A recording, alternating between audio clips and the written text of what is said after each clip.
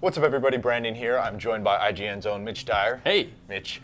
Mitch just wrote an amazing article. Oh, you. Oh, stop. About the history of EA. EA's got a very sordid history, a long past.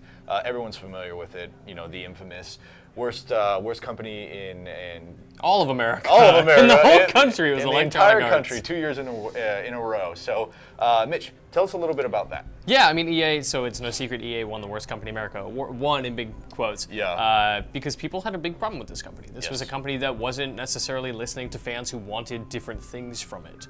And fans kind of got tired of it. And that's the point where EA started to listen. And in the 2 years since Andrew Wilson took over and initiated this players first sort of mantra inside Electronic Arts, it's been interesting to just see how the company has changed and how in some ways it hasn't. But for the most part, yeah, I think it's been like really good progress. Yeah. I think you can definitely see like a step, maybe not fully, but a step in the right direction. Yeah, right? absolutely. Something comes to mind, delaying major franchises. Yes. Something like Inquisition, right? Which is a big game for them. And that sort of flies directly in the face of what we're used to when we think of EA, which is yearly annualized sports titles. Well, and that was the thing with Dragon Age in particular, right? Everyone was down on Dragon Age 2, seemed like it didn't have enough time. So delaying Dragon Age Inquisition to give it the time, like that's their major fall release last year, and IGN's Game of the Year 2014. So obviously that worked. Game, very good. It did, yeah. So I mean, this all started really in 2013 Yes. with the new initiative called Players First. Yes.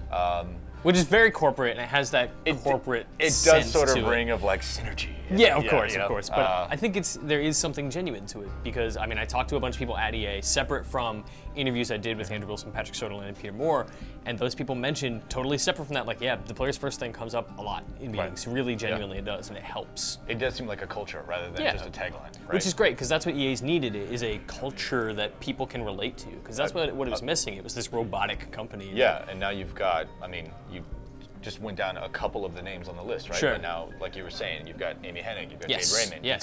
you've got faces that people can actually relate to these products. It's not just EA, the corporate conglomerate, or EA, the faceless company.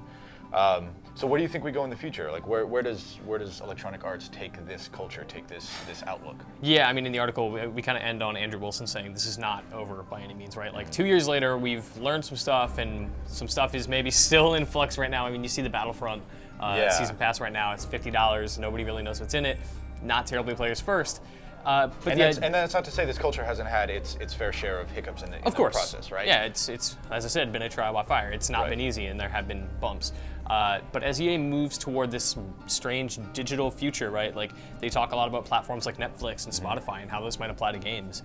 And when you look at something like Battlefront, I think what you might end up seeing is that game might be a product that exists for a very long time, and you buy expansion packs, sort of almost like Destiny, where it grows over time, whether or not the base game is free or at retail. Absolutely, TBD, yeah. Sort of a service kind of thing. Yeah, and I think that in particular is going to be a challenge for EA, because this is a company that has been canceling free-to-play PC stuff and wants people to pay for season passes. So they need to find the happy balance there, and I think given the amount of, the next couple of years and the feedback that they've been getting from fans, I think that they will respond appropriately. Awesome. Well, there you go. Be sure to let us know what you think in the comments below about EA, its future. Do you think it's making strides? Do you think it's taking the right steps? And Mitch, thank you very much for your insight on it. Thank you, sir. For more on EA and everything, stick here with IGN.